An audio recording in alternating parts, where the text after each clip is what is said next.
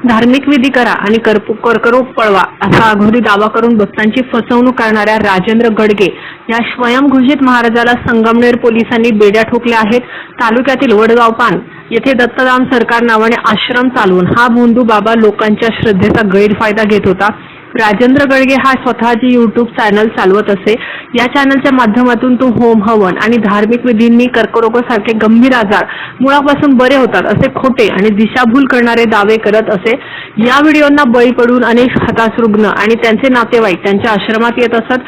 आजार बरे करण्याच्या नावाखाली तो त्या भक्तांकडून मोठी रक्कम उकळत असल्याचे समोर आले आहे। या भोंदूगिरीचा प्रकार अंधश्रद्धा निर्मूलन समितीच्या राज्य सचिव रंजना गवांदे यांच्याकडे पोहोचला। त्यांनी पुराव्यांसह पोलीस आणि प्रशासनाकडे यावर कडक कारवाई करण्याची मागणी केली होती। या तक्रारीचे गांभीर्य लक्षात घेऊन पोलिसांनी आज पहाटे वडगाव पान येथील आश्रमावर छापा टाकला आणि गडगेला अटक केली। Star news bureau, Nashik.